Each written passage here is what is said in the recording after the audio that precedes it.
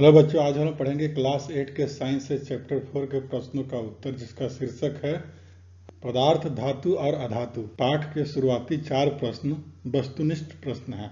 इसमें पहला प्रश्न है, निम्नलिखित में से किसको पीटकर पतली चादरों में परिवर्तित किया जा सकता है। इसके 4 ऑप्शन दिए हुए हैं, क जिंक, ख फास्फोरस, ग सल्फर, घ ऑक्सीजन। इसका सही उत्तर क जिंक होगा, जिसको पीटकर पतली चादरों के रूप में परिवर्तित किया जा सकता है। दूसरा प्रश्न है, निम्नलिखित में से कौन सा कथन सही है। इसके भी 4 ऑप्शन दिए हुए हैं, एक इसमें सही उत्तर है। क विकल्प है, सभी धातुएं तन्य होती है, अधातुएं तन्य होती है। ग सामान्यतः धातुएं तन्य होती है। घ कुछ अधातुएं तन्य होती है। इस प्रश्न का सही उत्तर होगा ग, सामान्यतः धातुएं तन्य होती है, यानी धातुओं को खींचकर पतली तारों में परिवर्तित किया जा सकता है। पाठ का तीसरा प्रश्न है, रिक्त स्थानों की पूर्ति कीजिए। जिसमें पहला प्रश्न है, फास्फोरस बहुत सक्रिय अधातु है। ख प्रश्न है, धातुएं उष्मा और विद्युत की सुचालक होती है। ग प्रश्न है, आयरन कॉपर की अपेक्षा अधिक अभिक्रियाशील है। घ प्रश्न है, धातुएं अम्लों से अभिक्रिया करके क्या बनाती है। हाइड्रोजन गैस बनाती है। इसका सही उत्तर होगा हाइड्रोजन। पाठ का चौथा प्रश्न है, यदि कथन सही है तो टी और कथन गलत है तो कोष्टक में यानी ब्रैकेट में एफ लिखना है। टी का मतलब ट्रू हो गया, एफ का मतलब फॉल्स हो गया। अब प्रश्न देखते हैं। पहला प्रश्न है, सामान्यतः अधातु अम्लों से अभिक्रिया करते हैं। यह बात सही है गलत है।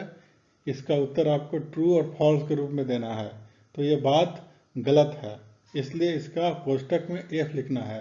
ख प्रश्न है, सोडियम बहुत अभिक्रियाशील धातु है। यह बात सही है गलत है। यह बात सही है, इसलिए इसका आंसर ट्रू होगा। कोष्टक के अंदर टी लिखना है। ग प्रश्न है, कॉपर जिंक सल्फेट के विलयन से जिंक विस्थापित करता है। इसका सही उत्तर एफ होगा, यानी ये फॉल्स है, गलत है। घ प्रश्न है, कोयले को खींचकर तार प्राप्त किया जा सकता है। यह बात गलत है, कोयले को खींचकर तार नहीं बनाया जा सकता, इसलिए इसका उत्तर होगा एफ, यानी फॉल्स। कोष्टक के अंदर एफ लिखना है।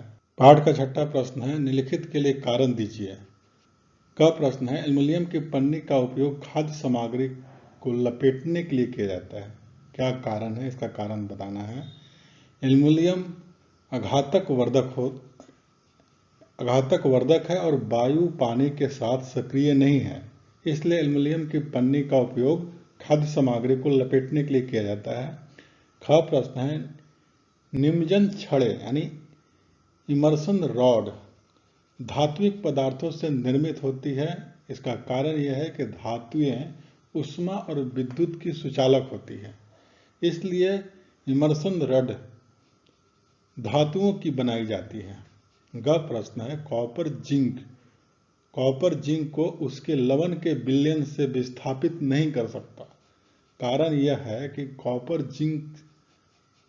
जिंक के कम सक्रिय होने के कारण उसे विस्थापित नहीं कर सकता। घ प्रश्न है, सोडियम और पोटासियम को मिट्टी के तेल में रखा जाता है। क्या कारण है। सोडियम और पोटासियम वायु और जल से शीघ्र क्रिया करते हैं, इसलिए मिट्टी के तेल में रखा जाता है। पाठ का सातवां प्रश्न है, क्या आप नींबू के अचार को एल्युमिनियम के पात्रों में रख सकते हैं। इसका उत्तर इस तरह से होगा, नहीं। नींबू का अचार अम्लीय प्रकृति का होता है। अम्लीय पदार्थ एल्युमिनियम पात्रों में संचित नहीं किया जा सकता, उसको स्टोरेज नहीं किया जा सकता, क्योंकि अम्ल और एल्युमिनियम अभिक्रिया करके विषैले पदार्थ बनाते हैं, जो खाद्य को जहरीला बना देता है और स्वास्थ्य विरोधी बनाता है। पाठ का 8वां प्रश्न है, नीचे दी गई सारणी के कॉलम 1 में कुछ पदार्थ दिए गए हैं और कॉलम दूसरे में कुछ उसके उपयोग दिए गए हैं। कॉलम 1 के पदार्थ का कॉलम 2 से सही मिलान करना है। उत्तर इस तरह से है। पहला है गोल्ड से क्या बनता है, आभूषण। दूसरा है आयरन, यानी लोहे से क्या बनता है, मशीनें बनती है। तीसरा एल्युमिनियम है, एल्युमिनियम से क्या बनाया जाता है, एल्युमिनियम से क्या बनाया जाता है, खाद्य सामग्री लपेटने वाला पन्नी। और चौथा है कार्बन से क्या बनती है, ईंधन। 5वां है कॉपर। कॉपर से हम बिजली के तार बनाते हैं। और 6ठा है मरकरी। मरकरी से क्या बनता है? थर्मामीटर बनता है। पाठ का 9वां प्रश्न है, एक दिन रीता अपनी माँ के साथ आभूषण विक्रेता की दुकान पर गई। उसकी माँ ने सुनार को पॉलिश करने हेतु सोने के पुराने आभूषण दिए, यानी गहने दिए।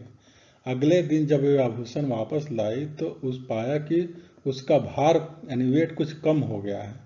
क्या आप भार के कमी का कारण बता सकते हैं?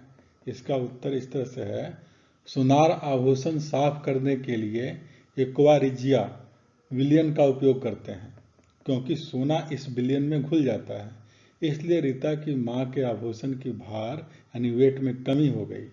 अब कुछ शॉर्ट क्वेश्चंस के आंसर जानते हैं जो परीक्षा के लिए बहुत ही उपयोगी होता है, परीक्षा के लिए महत्वपूर्ण है। प्रश्न है, धातुओं के उस गुण का नाम लिखो जिससे उन्हें पीट कर चादरें बनाई जा सके। आंसर है आघात वर्धनीयता। प्रश्न है, तन्यता क्या है? आंसर है इसका धातु का वह गुण जिसे खींचकर तार बनाई जा सकती है। प्रश्न है, सबसे अधिक तन्य धातु का नाम लिखिए। उत्तर है इसका सबसे तन्य धातु चांदी होता है, सिल्वर। प्रश्न है, उस धातु का नाम लिखिए जो द्रव अवस्था में पाई जाती है, लिक्विड फॉर्म में। इसका उत्तर है पारा, मरकरी। प्रश्न है, उस धातु का नाम लिखो जो विद्युत की कुचालक है, यानी विद्युत उसमें नहीं प्रवेश करता। आंसर है सीसा।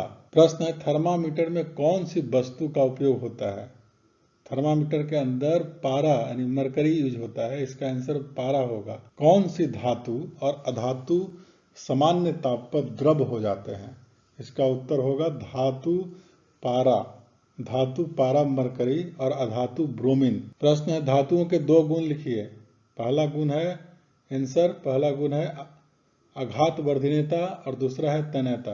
प्रश्न है, 2 धातुओं के नाम लिखो जो विद्युत और उष्मा दोनों के सुचालक हैं। इसका उत्तर होगा तांबा और एल्युमिनियम, उष्मा और विद्युत दोनों के सुचालक हैं। प्रश्न है, 3 धातुओं के नाम लिखो जो स्वतंत्र रूप में पाई जाती है। उत्तर इस तरह से होगा, पहला है चांदी, सोना और प्लेटिनम स्वतंत्र रूप में पाई जाती है। प्रश्न है, 2 धातुओं के नाम लिखो जो आसानी से काटी जा सकती है। इसका उत्तर होगा सोडियम और पोटासियम, जिसको आसानी से काटी जा सकती है। प्रश्न है, कौन से गुण के कारण धातुओं की तारें खींची जा सकती है? इसका उत्तर होगा तन्यता। प्रश्न है, किन धातुओं से विद्युत की तारें बनाई जाती हैं? उत्तर है कॉपर यानी तांबा और एल्युमिनियम से विद्युत की तारें बनाई जाती है। हीमोग्लोबिन में कौन सी धातु घटक है? इसका उत्तर लोहा। प्रश्न है, किन्हीं 5 धातुओं का नाम लिखिए जिनका उपयोग दैनिक जीवन में होता है। इसका उत्तर है दैनिक जीवन यानी डेली यूज में उपयोग होने वाली धातुएं हैं एल्युमिनियम, आयरन, कॉपर, जिंक और टीन। प्रश्न है, किन्हीं 5 धातुओं के नाम लिखिए जिनका उपयोग उद्योग में किया जाता है। इसका उत्तर होगा उद्योग में उपयोग की जाने वाली धातु है एल्युमिनियम, आयरन, कॉपर, निकल, जिंक। सोडियम, जिंक, मैग्नीशियम और एल्युमिनियम स्वतंत्र रूप से क्यों नहीं पाए जाते? इसका उत्तर इस तरह से है, क्योंकि यह वायु, पानी और अम्लों के साथ सक्रिय है। प्रश्न है, किन्हीं 2 धातुओं को नाम लिखो। प्रश्न है, किन्हीं 2 धातुओं का नाम लिखो जो वायु, पानी और अम्लों में सक्रिय नहीं है। इसका उत्तर होगा सोना और प्लेटिनम। प्रश्न है, किन गुण के कारण धातुएं आभूषणों में उपयोग होती है? उत्तर होगा धात्विक चमक की वजह से। प्रश्न है, कॉपर धातु का रंग क्या है? उत्तर है भूरा लाल। प्रश्न है, आयरन, कॉपर और मैग्नीशियम में कौन सी धातु आसानी से काटी जा सकती है? इसका सही उत्तर होगा मैग्नीशियम, जिसको आसानी से काटी जा सकती है।